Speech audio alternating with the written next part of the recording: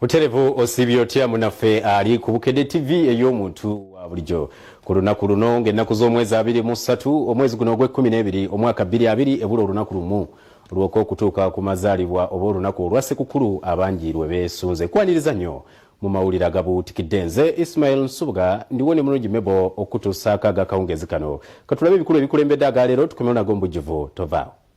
Bino bye bikulu ababuutikidde. Abalwanirira eddembe ly'obuntu bagumbye ku kitebe kya SIA ekireka gye bakuumira Munnamateeka Opio yakwatiddwa. Poliisi egamba yeenyigira mu kufuna ssente mu bukyamu. Tusobodde okumanya nti bamukutte jjo olugulu lwa jjo era bamuleese wano ekireka n'omaze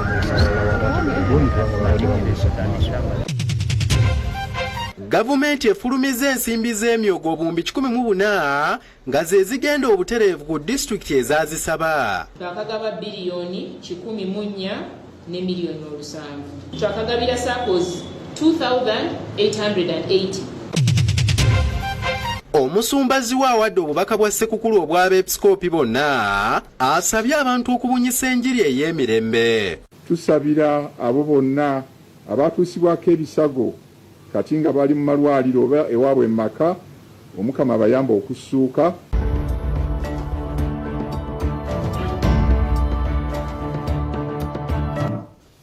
Nyongera kwebaza n'okukwaniriza ku mawulire agabuutikidde ag'akawungeezi kano katugatandike n'abalwanirizi b'eddembe ly'obuntu kw'ossa ne bannamateeka ab'enjawulo abakedde okugumba ku kitebe ky'abambega ba poliisi ekya Special Investigations Unit ekireka nga baagala poliisi eyimbule oba etwale Munnamateeka Opio mu mbuga z'amateeka bunnambiro. Bano bagamba nti ono yakwatiddwa olunaku olw'eggulo n'abantu abalala nga bavunaanibwa omusango gw'okukukusa ensimbi. Bino byonna bibadde kireka wano mu disitulikiti ey'e Wakiso. Ebyokwerinda bikedde kunywezebwa ku kitebe ky'abambega ba poliisi ekya Special Investigations Unit ekireka nga bannamateeka kw'ossa n'ebibiina ebirwanirira eddembe ly'obuntu bwe babadde bazze okusaba poliisi eyimbule Munnamateeka. Era omulwanirizi w'eddembe ly'obuntu Opio eyakwatiddwa eggulo. Emmotoka kw'ossa n'abantu ba bulijjo babadde tebakkirizibwa kuyingira mu kifo kino okuggyako olinga alina ensonga ey'enjawulo gw'abadde bakkiriza okuyingira munda. Bannamateeka kw'ossa n'abakungu okuva mu bibiina ebirwanirira eddembe ly'obuntu ab'enjawulo balabiddwako nga bakonkomadde nga nabo bagaanidde okuyingira munda okumanya biki ebikwata ku muntu waabwe. Oluvannyuma Munnamateeka w'omusibe David Mpanga atuuse kyokka naye n'agaanibwa okuyingira munda okumala ekiseera naye oluvannyuma akkiriziddwa okuyingira. Dr. Sylvia Nambiru Mukasa akulira ekitongole kya Legal Aid Service Providers Network annyonnyodde engeri ebitongole ebikuumaddembe gye bisusse okutyoboola mu eddembe lya bannayuganda kyokka kati bigasseeko n'okutulugunya bannamateeka. Kuno okutiisibwatiisibwa okugenda eri bannayuganda n'abakulembeze abatwala ebitongole ebyannakyewa kuleetera ddala okuteeka enziro ku ddembe ly'abannayuganda. Newandibadde nga batukutte, newandibadde nga batadde emabega w'emitayimbwa, tetugenda kulekeraawo okulwanirira ddembe ly'obuntu. Asabye abakulu mu gavumenti okumanya obuvunaanyizibwa bwabwe so si kudda ate ku bannayuganda ne babatulugunya ng'ekyokuttale. Nti yunifoomu ya Uganda eno ya kitiibwa nnyo. Yunifoomu ya Uganda eno esasulirwa omuwi w'omusolo. Tubadde tusaba bagikozese n'obuvunaanyizibwa. We strongly condemn the manner in which Nicholas was arrested and the fact that he was denied legal representation and immediate access to his doctor last night. Oluvannyuma Munnamateeka w'omusibe David Mpanga annyonnyodde embeera gy'asanzeemu Munnamateeka Opio nga n'okutuusa kati abadde tannaba kuggulwako musango gwonna era nga tebamanyi nsonga yamukwasizza. Tusobodde okumanya nti bamukutte jjo olugulu lwa jjo era bamuleese wano ekireka n'omaze tanaba kutegeezebwa naffe tutegeezebwa kiki kyamukwasizza naye tugezaako okulaba nti tusobola okumuyimirira eyo batwalire mu kooti n'omusango omuvunaanibwa gutegeezebwe. Okusinziira ku kiwandiiko ekyafulumiziddwa ekitongole kya poliisi mu ggwanga akawungeezi ak'eggulo, poliisi yakakasizza ng'ebitongole by'ebyokwerinda eby'enjawulo bwe byakulembeddemu ekikwekweto kino mwe bakwatidde Munnamateeka ono n'abalala nga bano bakwatiddwa oluvannyuma lw'okukizuula nti balina ensimbi ze bafuna mu ngeri emenya amateeka nga n'okunoonyereza kukyagenda mu maaso. Omwogezi wa poliisi mu ggwanga Fred Enanga mu bubaka bw'ayisiza ku mukutu gwa poliisi ogwa Twitter ategeeza nti okunoonyereza kwongeddwamu amaanyi nga baliko ne bye bazudde mu maka g'Opio n'abalala. Ategeeza nti abakugu baabwe bali mu kwekenneenya ebizibiti bye bazudde era ng'omukwate akyali ku SIU ekireka. Damba Tadeo yakusakidde eggulire lino ku Lwabukedde TV. Webalire ddala Damba Tadeo. Ebyo ng'obitadde ku bbali, Ekereziya Katolika esabye bannayuganda okunyikira okubunyisa enjiri ey'emirembe naddala mu kiseera kino nga twetegekera okuza amazaalibwa ga Yesu Kristu era nga gajjidde mu biseera eby'okusoomoozebwa. Bwe batyo ne basaba bannabyabufuzi okwekenneenya olulimi lwe bakozesa naddala oluvoola bannaabwe. Bino byanjuddwa ssentebe w'abeepiskoopi mu ggwanga ye Bishop Anthony Zziwa bw'abadde awa obubaka bwa Ssekukulu ng'asinziira wali ensambya. Obubaka bw'Ekereziya Katolika bw'amazaalibwa ga Yesu Kristo eri bannayuganda bwanjuddwa ssentebe w'abeepiskoopi Omusumba Zziwa w'ekina Mityana ku ggwandisizo lyabwe ensambya. Batobulidde ku mulamwa gwa buli omu okwagala munenga Katonda bw'akola. Bishop Zziwa ategeeza nti omwaka 2020 tegubadde mwangu olw'okusomozebwa okungi nga muno mwe muli obulwadde bwa COVID-19 buviddeko abantu bangi okulusulamu obulamu. Kyetuva tusaba Katonda nti omwaka guno ogujja gutubeerere mulungi okusingawo. Mu mwaka guno 2020 bingi nnyo ebitusoomozezza. Yebaza minisitiri w'obulamu n'ebitongole bannakyo ebyenjawulo lw'akafuba akoleddwa mu kutangira okusasana kw'obulwadde bwa COVID-19 asaba abantu okugoberera ebiragiro ebyassibwawo. Ate tusabira abakugu basobole okuzuula eddagala ettuufu erinatuwonya obulwadde obwo. Twebaza ekitongole ky'ebyobulamu Ministry of Health ne gavumenti ya Uganda olw'ebyo byonna bye bakoze okusobozesa okuwonya obulamu bwaffe mu Uganda mu kaseera kano.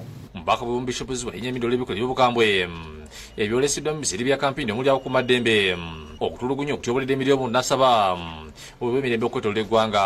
Kya nnaku era twagala ekintu nga kino kireme kuddayo kubaawo mu Uganda yaffe eno. Tusabira abo bonna abatuusibwako ebisago kati nga bali mu malwaliro oba ewaabwe mu maka, Omukama bayamba okusuuka. Asiba bannayuganda okwagala n'olutali kusosolagana mu ddiini ebyobufuzi okusobola okuleeta obumu kubanga Uganda yaffe ffenna n'alabula abeesimbyewo obutakozesa olulimi oluvoola eri bannaabwe. Tukubiriza abo bonna abeesimbyewo ku mitendera egitali gimu egy'ebyobufuzi n'abawagizi baabwe baleme okukozesa olulimi oluvoola oluvuma bannaabwe. Wakati nga bannayuganda bakyalina obutamanya ku buti enteekateeka z'okulonda zigenda okulukanyizibwa, Zziwa asabye akakiiko k'ebyokulonda okulamu amaanyi n'okulemeramu ensonga y'emirembe. Ate nga tumanyi nti kano ke kakiiko akayitibwa nti keetongodde Independent Electoral Commission. Tukubiriza n'abo bonna abakola ku byokwerinda, abo bonna abeesimbyewo, abawagizi baabwe n'abo bonna abakwatibwako ku nsonga eyo okukulembezaamu ensonga y'emirembe. Bw'atayagaliza bannayuganda amazaalibwa amalungi n'okulonda okw'emirembe. N'omusumba w'essaza erya Masaka Serebrasi Jumba yabakkiriza okweyambisa obudde buno obw'amazaalibwa okuwanjagira Kristo azaaliddwa ataase ensobolwa ya COVID-19. Abyogedde asinzidde mu maka g'omusumba ku lutikko ekituufu nga bubaka obw'amazaalibwa.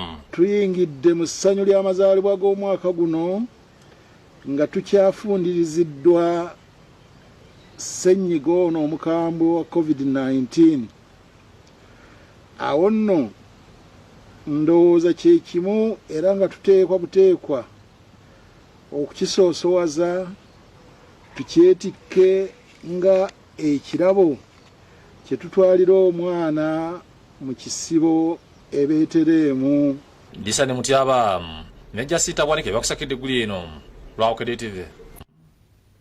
Ate ensimbi obuwumbi obusobye mu 104 ze zifulumiziddwa gavumenti ng'eyita mu kitongole kya Microfinance Support Center okuteekebwa mu bibiina eby'obwegassi ebyawandiisibwa mu nteekateeka ey'emyoga. Ssente zino zikwasibwa ababaka ba President mu disitulikiti ez'enjawulo gye ziba ziraga.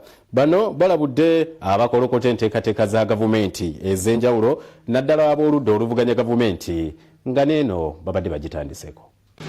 Kyadda ky'ekitongole kya Microfinance Support Center kifulumiza ensimbi z'emyoga ezirina okugabibwa ebibiina eby'obwegassi ebyewandiisa. Ensimbi obuwumbi obusoba mu 14 ze zigabiddwa okwetoolola eggwanga lyonna. Bino byasanguziddwa akolanga akulira ekitongole kya Microfinance Support Center Masika Ellen Petronilla era nga zinazikwasiza ababaka ba President mu disitulikiti ez'enjawulo ku mukolo ogubadde ku kitebe kya Microfinance Support Center mu Kampala. Kinajjukirwa nti enteekateeka eno yatandikibwawo omwaka gwa 2019 ng'okuva ko Minisita omubeezi wa Microfinance Hajaru Kasolo abadde atalaga eggwanga ng'abunyisa enjiri eno ey'emyoga. Twakagaba biliyoni 14 ne miliyoni 7.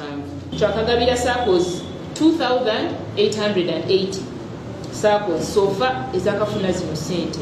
Enteekateeka eno yatandikibwa omukulembeze w'eggwanga n'ekigendererwa eky'okujja bannayuganda mu bwavo nga bayita mu kutereka. Twagala ssente bazikozesa obulungi, tugendagenda mu maaso n'obasomesa, tujagenda ku mikutu egitali gimu, ku marediyo, mu mpapula z'amawulire, era n'abasomesa bajja kujja babasomese kubanga twagala zino ssente bazikozesa obulungi era zibayambe. Districts omuli Kisoro, Kabale, Kalungo, Bukedya, Serere, Kalachi, Bokoma Nsimbi, Kapchorwa, Kitugumo, Kiboga n'endala ze zigenda okusooka okufuna ensimbi zino. Seze Kalungu, Bukedya, Serere, Kabera Maido, Kalaki, Iganga, Bukoma Nsimbi, Budaka. Mu nteekateeka eno buli ssako yakuweebwa obukadde 3 wabula nga Ellen agamba nti si baakukoma ku zino ng'ababeera bakozesezza ssente zino obulungi baakwongerwa ensimbi. Ekyennaku Kampala y'emu ku disitulikiti ezitannafuna olw'okulwawo okuwaayo ebiwandiiko byabwe nga Ellen bw'annyonnyola. Mobilization ey'e Kampala yajja luvannyuma nga tumaze okumobilizinga wonna. Saawa zino wenjogerera waliwo SACCOs ze basubmitinze from different divisions e Kampala ne Wakiso era ssente ze Kampala tugenda zidisbasinga enkya zijja kuba ziri ku account. Kyokka asabye ba RDC ba districts abaweereddwa ssente zino okwogera n'abantu okuzikozesa obulungi okusobola obutazijaajamya. Ntino bagende ku radio abantu abagambe ntino ssente zituuse ku account. Tewagira omuntu akozesa ssente zino obubi. Mu ngeri y'emu alabudde abo abantu naddala abaludde oluvuganya abakolokota enteekateeka za gavumenti nga bangi babadde batandise n'okukolokota ey'emyoga. Tuyina abantu abakozesa pulogulaamu eno nga bagala kudicampaigninga pulogulaamu za gavumenti era abangi babeera bava mu parties esijja okwogera leero nga bagala kulimba abantu ba bulijjo nti nno tubalimba ssente zino teziriyo. Ssente zino okubagamba mazima ssente zo bwe ziri. Pamela Watoa RDC weeruuka nga yayogedde ku lwa banne ategeeza ng'ensimbi ezigabibwa bwe ziri entono ddala okusinziira ku bantu abali mu bitundu. Kubanga bw'owa ekyokulabirako nze mu disitulikiti eyange yeeruuka nina aba produce dealers bangi nnyo bawera 2,250 naye obawe miliyoni 3 obanga asudde akati mu nnyanja. Shamshad Nalujja yakusakidde eggulire lino ku Lwabukedde TV. Ate ab'oludda oluwabula gavumenti bavudde mu mbeera ne balangira bannakibiina kya NRM obukumpanya n'obunnanfuusi. Bano bagamba nti baali baateesa okugabana ssente kyenkanyi eziweebwa ebibiina by'obufuzi. Kyokka kyabaweddeko okulaba nga NRM yeddiza obuwumbi 12 ku buwumbi 15 ezaaweebwa ebibiina byonna okubanga bigabana. Kyokka bano ssaabawandiisi w'ekibiina ki NRM Justin Kasule Lumumba abaanukudde bw'abadde mu kukyusa obukulembeze bwa IPOD okuva mu Jema okudda mu kibiina kya NRM. Aboludde oluvuga gavumenti nga bayita mukago okuba gato ogwa IPOD bayambalidde ekibiina ky'NRM olw'okeddeeza obukuuma ensimbi zonna ezalina okuba ebibiina by'obufuzi. Robert Monga kisenkagali wa DP agamba nti mu kusika ebibiina by'obufuzi byali bifuna obuwumbi 10 kyokka n'ebiirwanako okukwatusa ku buwumbi 15 wabula ekibiina ky'NRM ne kikwata obuwumbi 12 ekintu ekyanyiza aboludde oluvuganya. We are getting calls from our candidates because we made a promise to them based on what the summit decided. There's no party president here who is sitting comfortably. They're all getting calls. Where are posters? The law says the money for campaigns must be shared equally. That money was released during the campaign season when nomination had started. Still, you use the old formula. Mawulire asabye n'omukulembeze w'eggwanga okumya ku lulimi lwakozesa olw'okulukuta abakulembeze banne bwe bali mu lwokano olw'okwenja akalulu k'obupulezidenti ategeeza nti kino kikyamu. The incoming chairman of the IPOD summit, President Yoweri Kaguta Museveni, to reflect on the kind of language he uses. The use of threatening language like, I'll crush you, don't tempt us, we're experts in violence. I wouldn't mind if some overzealous DPC spoke like that. Today as I was here, a human rights lawyer, Opio, has been arrested while at a restaurant. We are talking about peace. We are singing about peace. Wano kula sawandiso NRM Kasitolo Lumumba abategeeza nga mifujjo kubalalaasa nga yo batutte ssente nnyingi badde basaba kimo mbalirira olina abajulizi okudde okutakula ssemateeka bamanyi kikyayogera.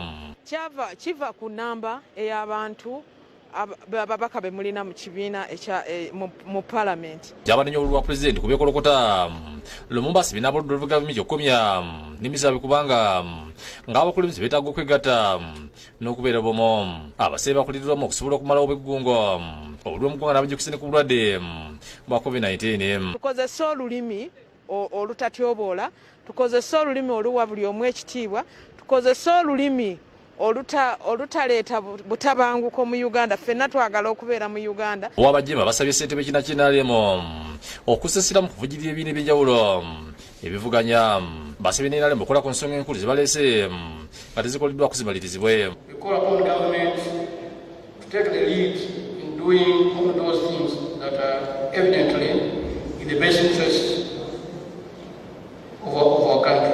Damshad Naluja yakusakidde Green kwa TV. Kulikirayo ddala Sham eddakiika ziri 10 ezakayita kwemu ey'akawungezi tugenda kuwumulamu katono nnyo tukomawo n'ekitundu ekyokubiri tovaawo.